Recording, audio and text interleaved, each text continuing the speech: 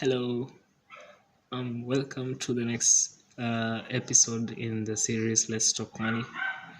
And in this episode, we're going to build on the social investment topic that was initially discussed in the previous video, episode 9. And in this episode, I'm going to be building on it.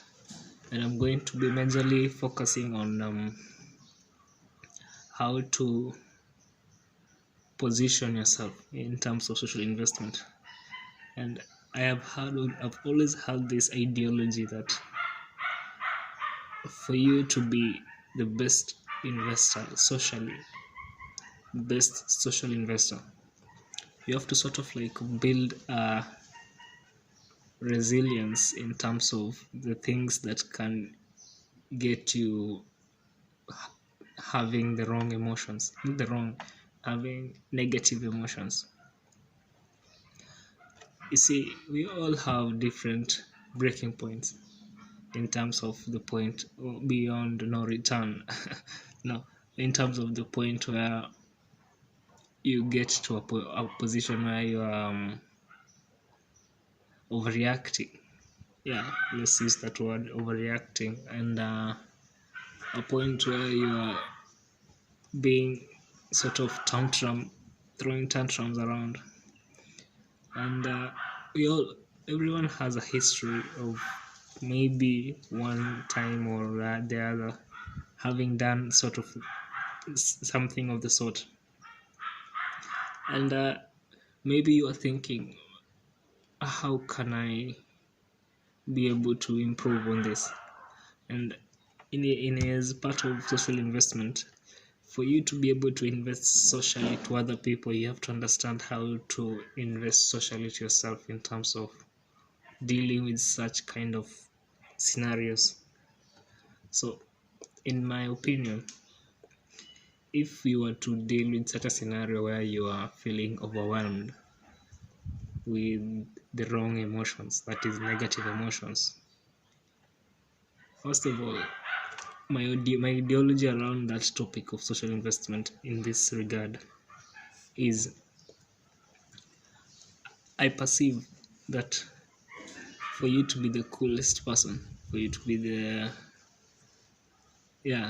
for you to own that vocabulary cool and be the coolest person, you have to be able to raise the bar of the things that can get you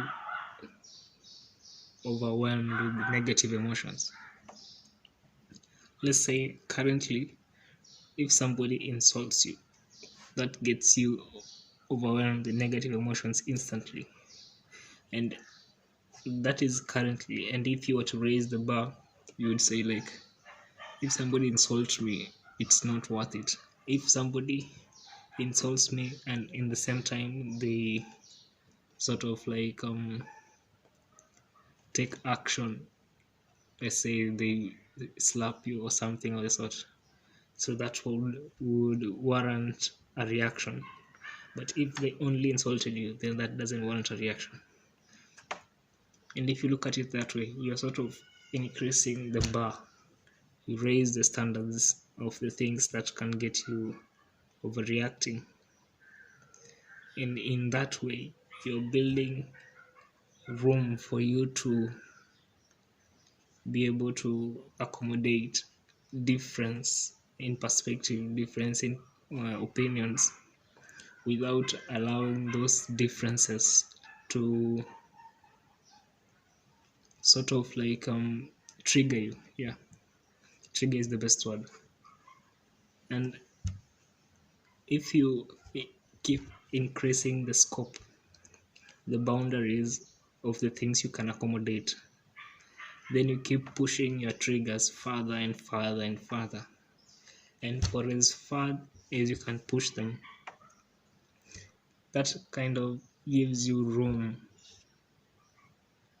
to be able to be composed, even in the midst of something that would have triggered you in the past.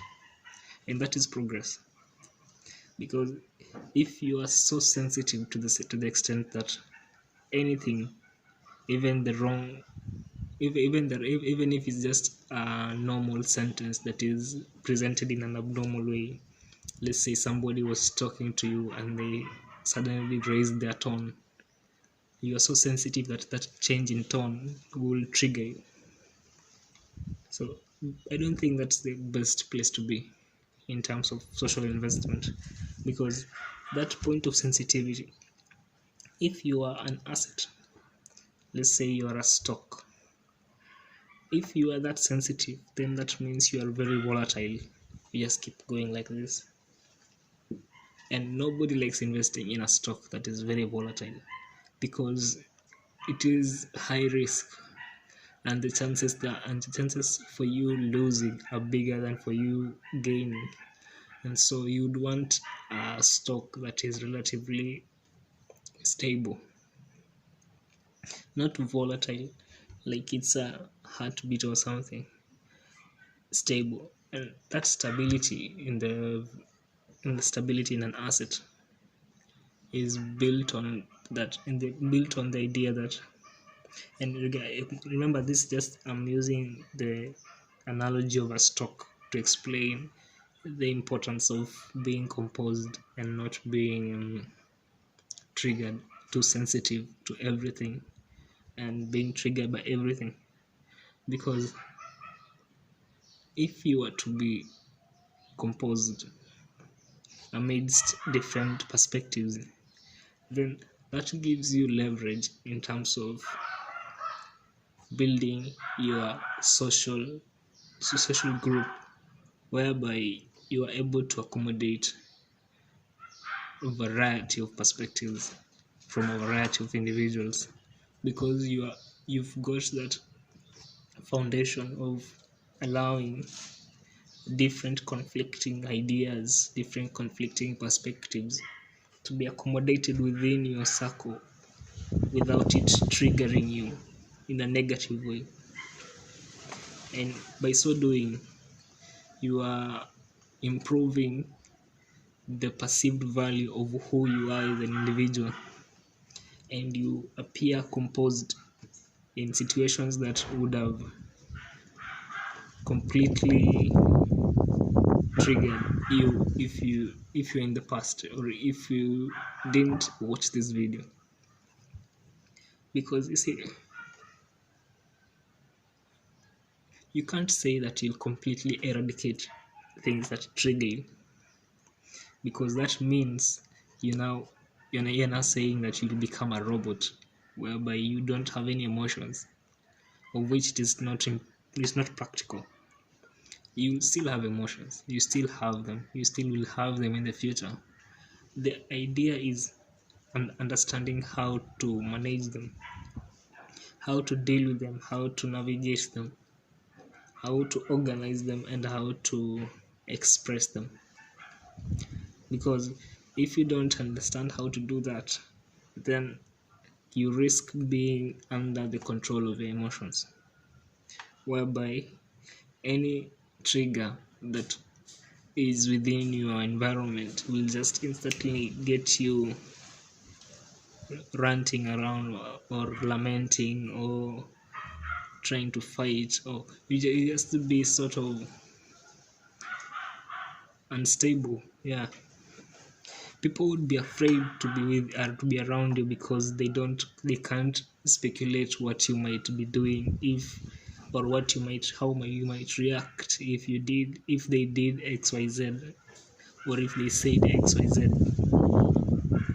Because and that sort of like makes people think, it is in my best interest to avoid you, because I don't think you are if I were to be around you, it would be in my best interest, because you are very sensitive, and anything I might say, even if it might be a joke, might trigger you, and that might not be in my best interest to be in a position like that.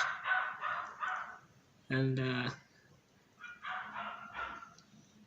that will negatively affect your social group, the people you socialize around. But if you were to say you understand, first of all, you face the barriers you have in terms of being composed, in terms of being sensitive. You face all those things that make you sensitive. Maybe you might even be feeling insecure, and part of being insecure is not understanding the value of who you are as an individual. And also part of being insecure is not understanding how to deal with your own emotions, because mostly, in my opinion, insecurities stems from basing your the opinion about yourself from on other people, whereby if somebody is not validating you, then that makes you sort of insecure, because you can't validate yourself, or you think validating yourself is overrated. And that is not sort of a good place to be, because you'd be giving the people around you too much work to do, because they'll be constantly required to offer you validation, but nobody goes around prepared with a list of validation to offer people they meet. And that is somehow that will work not to your benefit, because the most interactions you'll have would be against your expectation. You'd be expecting people to acknowledge and give you validation, but on the other hand, people have other objectives that they want to deal with, and by them not satisfying expectation, that just goes to increase your level of insecurity. But if you were to approach it in a way that you changed what you expect, you sort of regulated your expectations, you allowed yourself to only expect the things that you know are probably most likely available. Let's say, which example can I use? Let's say you're going to a professional environment. So if you set expectations to be around the professional settings, whereby you expect that the ideas you put forth in that professional settings would be taken into consideration, and you'd be offered feedback based on that idea and nothing more than that idea. And if you were to be offered anything more than that, that would be sort of a complimentary on top of it. So you see, that kind of expectation sets you up for a better experience in that professional settings than the kind of expectations where you'd expect them to acknowledge and validate that the fact that you have a PhD, and given that you have a PhD or you have a master's, or you are a first class undergraduate student, you're going to the expectation that they will validate all your ideas based on that. You see, if you look at it, it seems somehow naive that you are basing your expectations on something that is not relevant in that setting, because that setting won't. Yes, you might say it is relevant because you have a first class, yeah, it's a professional settings, yeah, but that first class was only relevant for you to be onboarded, that is for you to apply for that job. But after getting the job, it is no longer valid in terms of basing all your ideas, all your arguments that I'm a first class this, I'm a first class undergraduate, so you should all consider all my ideas. It's not realistic, yeah. And it is that those kinds of expectations that set you up for disaster. But if you are sort of like if you are to be honest with your expectations and construct them in a way that gives you leverage, and also construct your expectations in a way that is aligned with the reality you are experiencing, or you are yet to experience, or you expect to experience, then you would be setting yourself up for a better experience, because your expectations are not far-fetched. They lie within the setting that you are yet to experience, that you are planning to experience. And yeah, I think that will eventually build your social investment, because even the kind of people you'll be able to interact with, they'll be quality, because they also would be able to see, they'll also be having that sort of composed nature, whereby even if they were giving you criticism, they won't give you in a way that is insulting. They'll become composed and they'll offer you just like the way they would have offered you a compliment, and they'll offer you criticism in the exact same way, because in that way you won't be offended by the tone that they express their criticism by. You won't feel condescending, that they're being condescending to you. You'll rather feel that they're giving you feedback. But then it depends on the content in which the criticism is being displayed on, is being explained with, because those content are very important in terms of articulating exactly what is being criticized. So, but keeping the content aside, the composed nature of presenting either a feedback, criticism, or an idea, it gives you a better way of interpreting it. It gives you a calm environment. It takes the pressure off.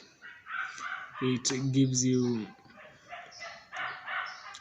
room. Yeah, it gives you room to digest that information, and also room to respond to that information that's been given to you. But if, let's say, you are being offered feedback or criticism, and the way it is being offered, it is in a way that seems condescending. It's a way that seems to be argumentative, that they seem to be yelling at you. Then, regardless of exactly what is being said, that form in which it is being presented would would offend you, most likely, because that form, that way of presentation, is not an ideal way of presenting. Even if it is valid, it's not an ideal way of presenting any sort of information, because if you really feel that information is valid, if you really feel that information, if you really think that information is valid, if you really think that information is worth saying, then there is no point in yelling it out, because by yelling you risk not being clear on the importance of that information. We all have been raised in different environments, and in some environments we were raised thinking by yelling you make the point more important, but that is not the same case across all the different environments. But how, if you were to take on the ideology of being composed, because even if me, like I said in the beginning of this video, my ideology around socialization is I'd like to be composed, calm, and eloquent, whether I'm giving you a compliment, whether we're in conversation, whether we are arguing, whether I'm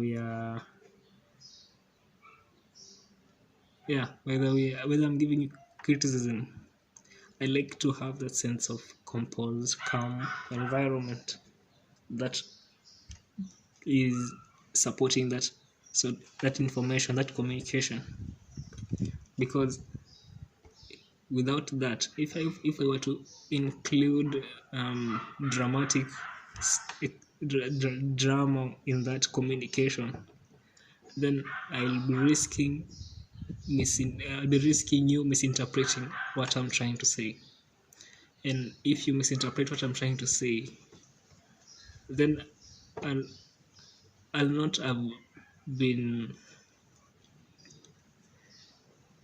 I'll not have achieved what I was expecting to achieve from communicating with you, and that would set me back, and I'll have to go and sit down and rethink what exactly they want to say, and how can I say it in a way that it gets across. So you kind of see, like,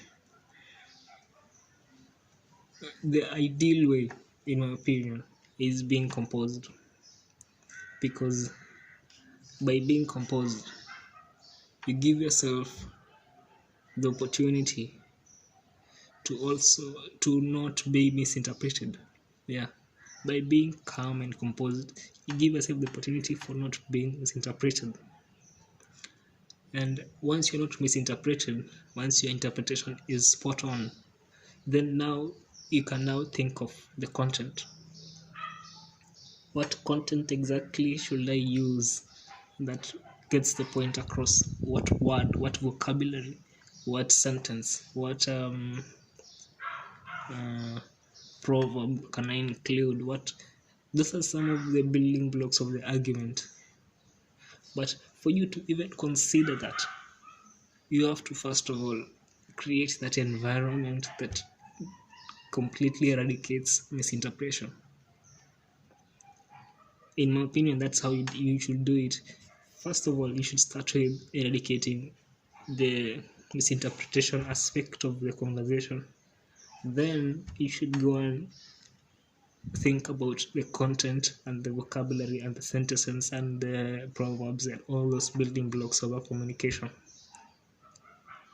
But first, you have to have that environment, the calm, composed, eloquent, clear, and precise environment where you can explain a thought, a feeling, an idea, you know. But without that environment, then regardless of how accurate your thought is, or how uh, accurate or how important that feeling is, you can't express it, you can't communicate it, you'll find it difficult to communicate it to the next person, just because of your way of communication, that tone, that environment. So ideally, in conclusion, I would ideally think being calm, being composed, being eloquent, elaborate, being genuine, and being clear. That is the foundation for you to now consider the vocabularies and the sentences and the language that you should use in order for you to put across a point, in order for you to challenge an argument, in order for you to express a feeling, express a thought. You'd first have to build that sort of environment first, so that you can consider the content, so that together the environment plus the content, they put across a point, and with that point across, the person who would be listening to you would be in a position that they won't be able to misinterpret what you're saying, and also they won't be able to um, they won't be able to